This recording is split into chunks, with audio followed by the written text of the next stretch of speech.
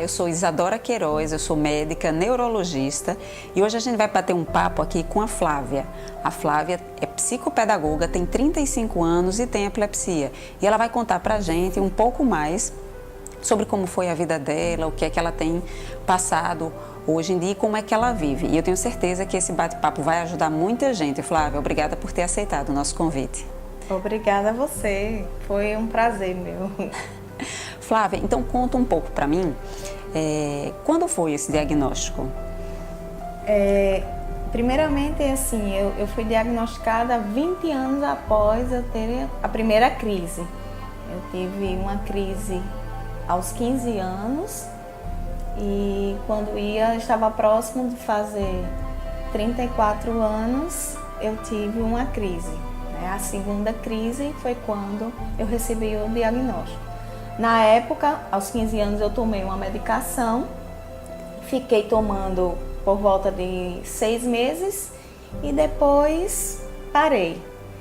Não fui mais acompanhada e nada, porque não tive o diagnóstico na época. E na época foi um medicamento para epilepsia que foi você tomou medicamento mesmo para sem epilepsia. o diagnóstico fechado, Isso, né? mesmo sem o diagnóstico. E quando você tem agora na segunda crise, com 34 anos, como foi que você e sua família reagiram? Assim, no início, minha mãe ficou bem impactada. Será que isso é mesmo? Então, assim, ficou preocupada, meu esposo. Mas aí a gente foi percebendo, a gente se assustou. Eu fiquei mais tranquila, porque a gente já conhece um pouco. Mas aí no decorrer do tempo, todo mundo foi se acostumando, né? Entendendo, vendo que não era um bicho de 7 cabeças e dando para conviver com tudo. Ótimo. E me diga uma coisa, em algum momento nessa sua trajetória depois do diagnóstico, você se sentiu tratada de forma diferente, algum preconceito? De forma alguma. Assim, não tenho problema em falar que eu tenho epilepsia. No meu trabalho, eu sou professora também. Lá na escola que eu trabalho, todos sabem que eu tenho, os meus colegas de trabalho. Na clínica, a recepcionista, o pessoal que trabalha no apoio, todos sabem, porque justamente eu orientei se eu tivesse alguma crise, como proceder, o que fazer. Então, seguindo a recomendação do meu médico, Dr. Marcelo. Então, não sofri nada. Meus amigos me acolheram muito bem na época e todo mundo hoje em dia lida muito bem. Ai, ótimo. E depois do diagnóstico, o que é que aconteceu? Quais foram os procedimentos tomados para...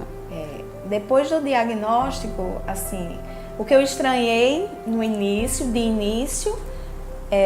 primeiramente, para fechar o diagnóstico, foram feitos alguns exames de INPRAS, né? Eletroencefalograma, ressonância, tomografia. E aí foi fechado o diagnóstico.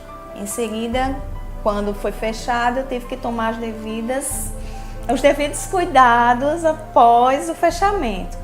Eu estava com a viagem agendada, né? Foi um motivo até de meu esposo dizer, vamos ainda ou não? A gente ia para um hotel que tinha muita piscina, muita água e uma das coisas que o Dr. Marcelo falou foi que ficasse distante de banho de piscina, de banho de mar, porque era como se fosse uma criança que podia se afogar, né, se não tivesse nenhuma monitoragem, porque adulto não tem monitoragem alguma. Você não vai para a praia e fica segurando a mão de um adulto, como fica de uma criança. Então, mas eu disse, não vamos existir. E aí nós fomos para a viagem, lá os meus amigos, todo mundo cuidava de mim, eu desobedeci a ordem médica. Tomei banho, passeei de boia, fui para a piscina de ondas e aí os meus amigos ficavam no revezamento. Cada um ficava um pedacinho comigo. O banho, meu esposo ficava comigo, daqui a pouco meu esposo ia com meus filhos e aí ficava uma amiga comigo e assim a gente ia. E tomando a precaução do trânsito, passei 6 meses sem dirigir por causa da recomendação mesmo do Código Brasileiro de Trânsito. Uhum. Foi difícil, porque eu sempre dirigi, mas eu me adaptei.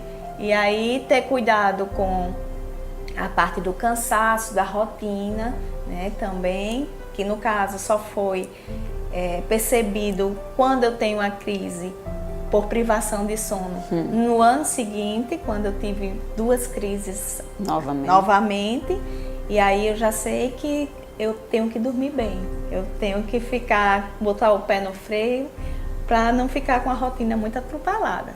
E me diga uma coisa, e os medicamentos? Você teve algum problema, acertou de primeira? Tive. Nós mudamos 4 vezes a medicação, né? E assim, é muito importante a nossa conversa com o médico. Inclusive, uma das crises que eu tive, eu fui omissa, porque eu deixei de voltar ao médico. Ele tinha diminuído a dosagem porque a medicação estava me trazendo muitos transtornos, estava me trazendo um comprometimento com o meu trabalho mesmo. Eu estava ficando lenta de raciocínio, com amnésia, muito sonolenta, depressiva. E aí aquela medicação me deu aquele tipo de reação, que não era comum a muitos pacientes que tomavam. E outras me deram assim, inchaço, fome exacerbada, sonolência, outra me deu insônia. Então, até chegar, a gente precisou ir testando 4 vezes. Eu acredito que na 5ª medicação, mas estabilizou, né? A gente conseguiu estabilizar. Adequar para a sua vida, conversando com o seu médico, né? Isso, exatamente. E de tudo isso que você me contou, Flávia, me conta um pouco assim, como é a sua rotina hoje no trabalho, no lazer, com seus filhos? Você faz tudo? Sai bastante? Você me falou que gosta de esporte de aventura, né? Gosto, eu levo carão direto. Toda consulta eu levo carão porque eu não gosto de esporte. Mas de ir pra academia, eu digo não, eu só gostava se eu fosse pra fazer rapel, fazer essas coisas eu gosto, mas como eu não posso fazer direto. Mas assim, eu trabalho 2 expedientes. Sou professora de manhã, à tarde tenho atendimento clínico, venho para a clínica. Sou mãe de 2 filhos, Ana Flávia e Davi. Tive agora que me adaptar, porque Ana Flávia, por exemplo, teve um problema, precisou ser internada, passou 5 dias no hospital. Como eu sei que minhas crises se dão pela privação de sono, já liguei para o médico. Perguntei se eu tinha que aumentar a dosagem da medicação para que eu me prevenisse de ter e pudesse cuidar da minha filha. E ele aumentou a dosagem. Então, assim, é uma vida normal. Eu dirijo, eu trabalho, eu estudo, eu dou palestra. Eu trabalho também no final de semana, quando eu vou à igreja. Tenho o meu trabalho lá com crianças, desenvolvo um trabalho com crianças. E saio, viajo.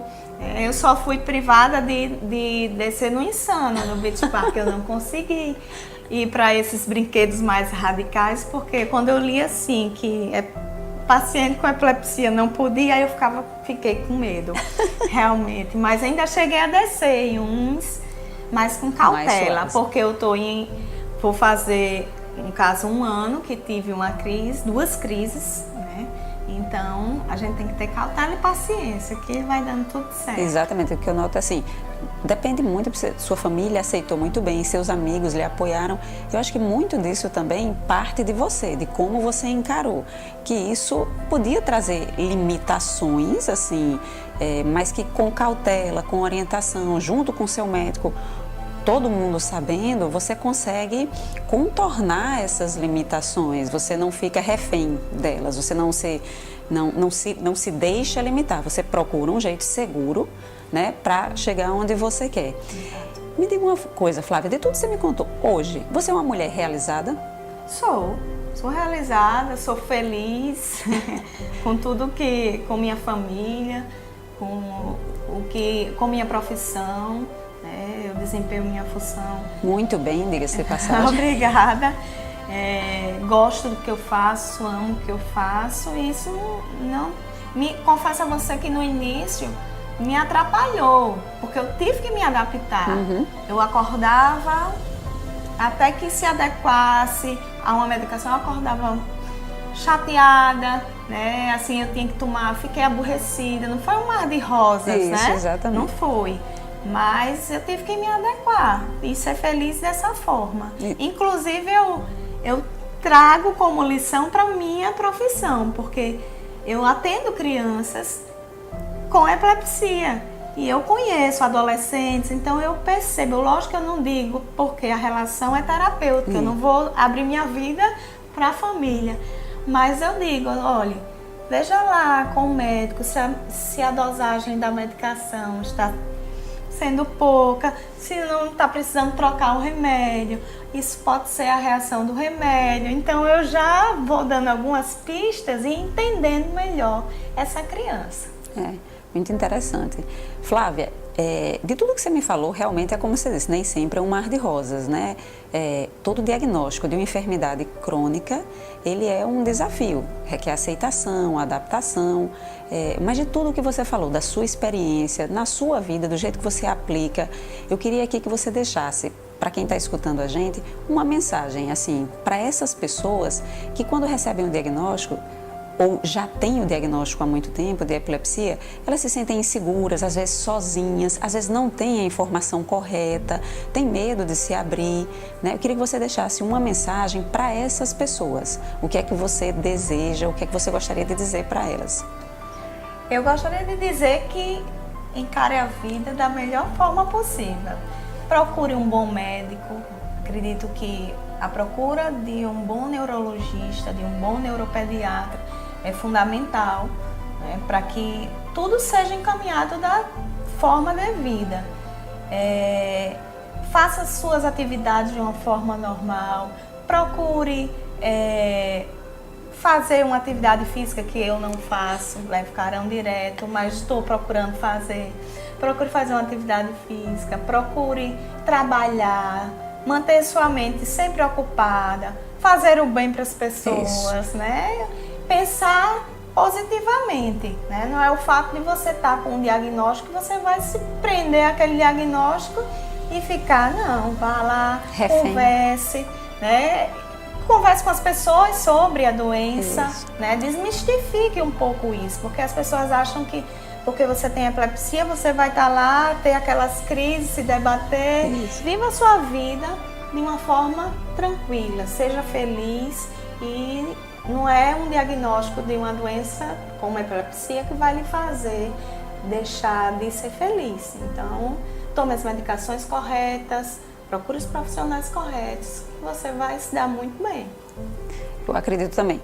Uma grande coisa na neurologia, no tratamento da epilepsia que a gente procura, é que as pessoas percam esse estigma de que ela é uma doença completamente limitante, que você não vai poder estudar, trabalhar, ter filhos, dirigir, até fazer rapel sob supervisão.